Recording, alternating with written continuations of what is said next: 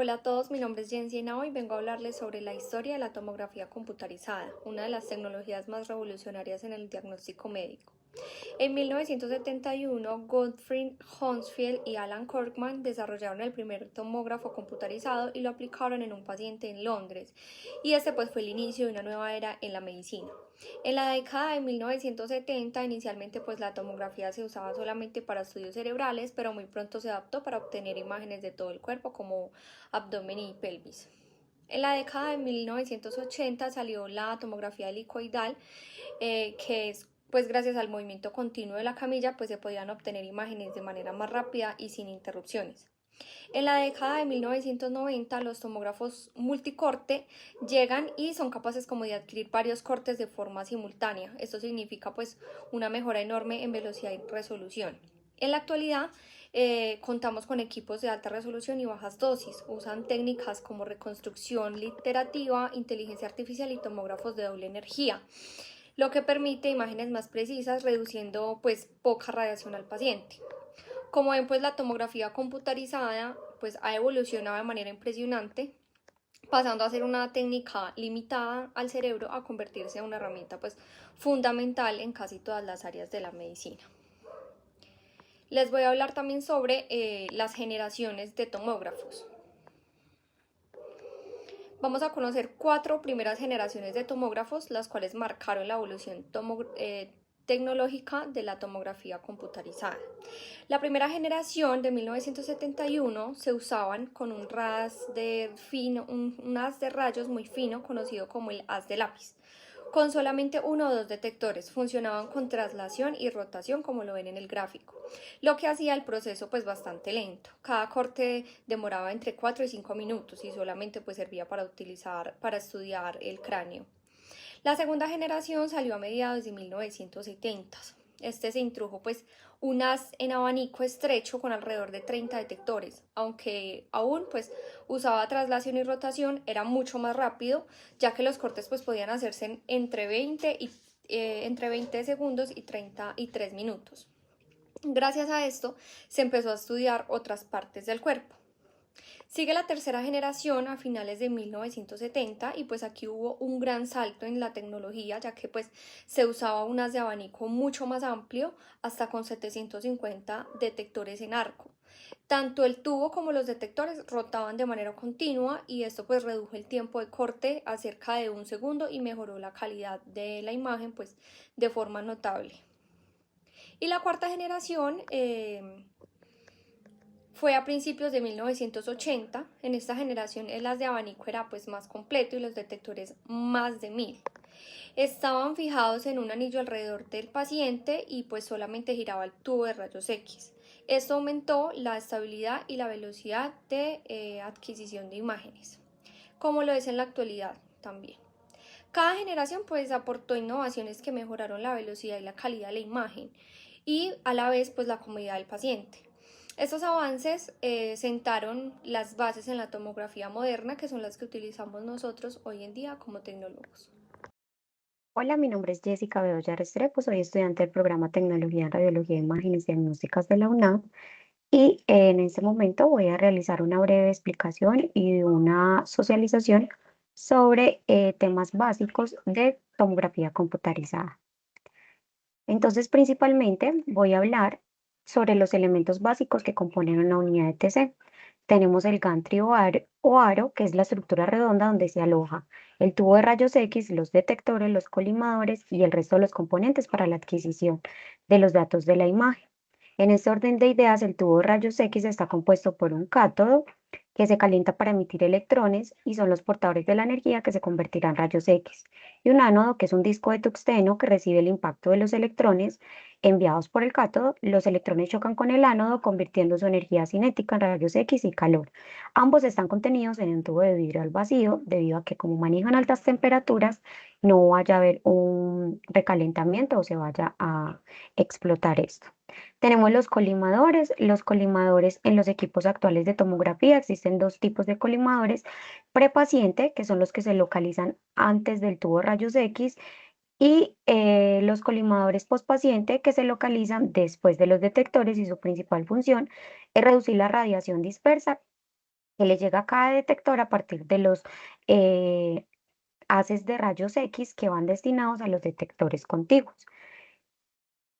Tenemos los detectores que son los que capturan la atenuación de los rayos X y la convierten en señales eléctricas para crear imágenes digitales detalladas de los tejidos, huesos y órganos internos. Entonces es importante que recordemos que en el gantry están alojados los principales elementos de adquisición de la imagen, que son tubos rayos X, detectores, colimadores, sistema de refrigeración, sistema de adquisición de datos. Tenemos también la mesa o camilla móvil, como su nombre lo indica, es la mesa que se mueve. La mesa se mueve adelante hacia atrás y también de forma ascendente y descendente con el fin de colocar al paciente. ¿Para qué? Para posicionar correctamente la altura y que haya una correcta posición del paciente. Tenemos el sistema informático monitor o computador, que es el que permite la reconstrucción de los datos adquiridos por los detectores, y el sistema de adquisición que están dentro del gantry. Y finalmente llevan a la formación de la imagen final. Cumplen con unos parámetros que entonces toda la información que se recoge se envía por unos sistemas y esos sistemas procesan la información y finalmente se forma la imagen. El control del equipo y la visualización de las imágenes se realizan a través de esta consola de control. Esta consola es monitoreada por el tecnólogo o por el radiólogo, quien lo va a organizar con los parámetros, la resolución correcta, el contraste, y una vez realizado el estudio, toda esta información va a un sistema de almacenamiento. Finalmente tenemos la sala de rayos X que abarca todo, el gantry, la mesa, los equipos de monitoreo, los equipos de medios de contraste. Esta sala debe contar simplemente con un equipo. La sala y el tamaño deben de cumplir con las normas adecuadas de radioprotección y debe de ser lo suficientemente amplia porque manejamos pacientes con movilidad reducida o pacientes que van a estar en estado crítico con bastantes equipos conectados, entonces debemos de contar con buena amplitud. También tenemos algo importante en la calidad de la imagen o en la generación de la imagen que se llaman artefactos. Los artefactos se consideran en tomografía como toda aquella distorsión de la imagen real que dificulta la visualización de las estructuras. Tenemos diferentes factores que hacen que esos artefactos aparezcan, como unas razones físicas, artefactos debido al movimiento, artefactos debido a razones técnicas, artefactos de reconstrucción multiplanar o en 3D, artefactos metálicos o artefactos fuera del campo.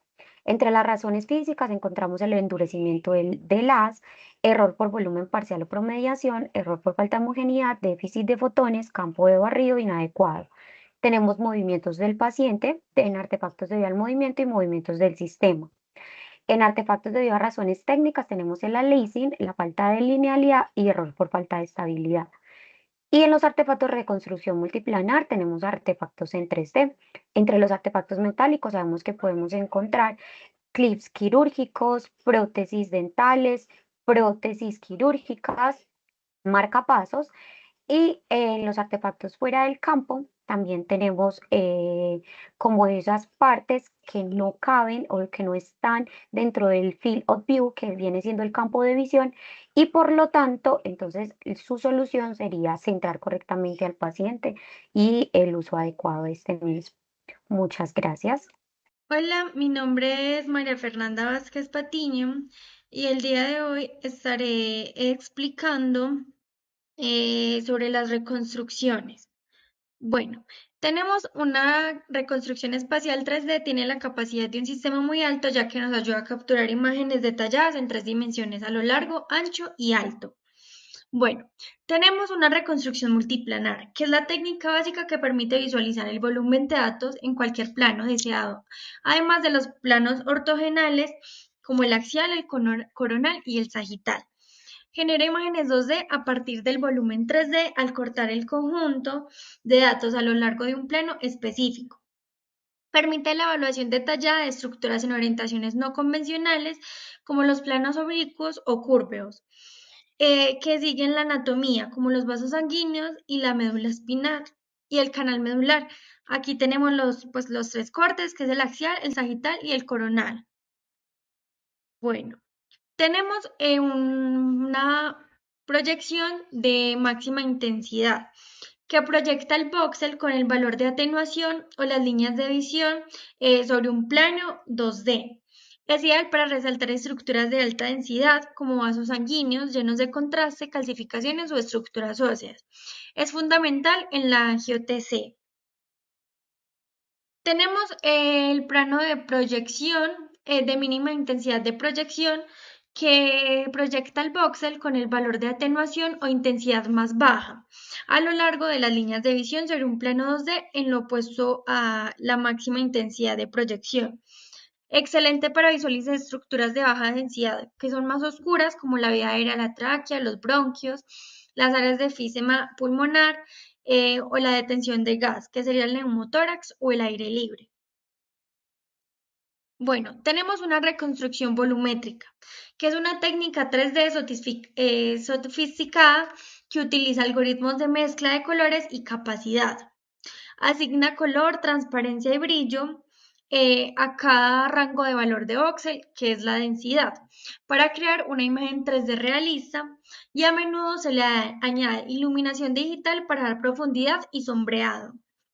Proporciona la representación 3D más completa y realista de la anatomía, mostrando la relación espacial entre múltiples estructuras como los huesos, los vasos y la parénquima. Es útil para planificación quirúrgica y comunicación con el paciente.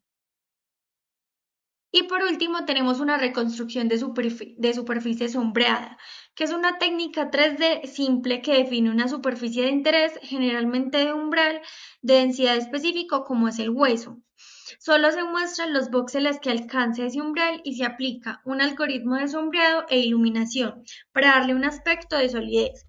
Se utiliza principalmente para la visualización de superficies óseas y estructuras con alto contraste bien definida, como las fracturas y los stents. Su desventaja es que no muestra el interior de volumen y solo muestra pues como la superficie. Muchas gracias. Cordial saludo, mi nombre es Ana Karina Correa Patiño y vamos a hablar sobre la resolución espacial isotópica en 3D. Es un sistema de imágenes tridimensional que tiene la misma capacidad para distinguir detalles en todas las direcciones. Acá podemos observar una imagen en la cual aparecen los tres planos, lo que nos permite valorar el volumen por todos sus lados. También tenemos que la resolución espacial en 3D tiene la capacidad en un sistema muy alto, ya que nos ayuda a capturar imágenes detalladas en 3 dimensiones, a lo largo, a lo ancho y a lo alto. Isotópica. La resolución es la misma en todas las direcciones en un escáner de 3D. Por lo tanto, será la misma para la longitud del ancho y la profundidad del objeto escaneado. También podemos preguntarnos cómo se logra una buena reconstrucción. Se logra una buena reconstrucción teniendo estos pasos a seguir. Adquisición volumétrica en MDTC, una buena resolución espacial, una buena resolución temporal, contraste intravenoso, contraste negativo.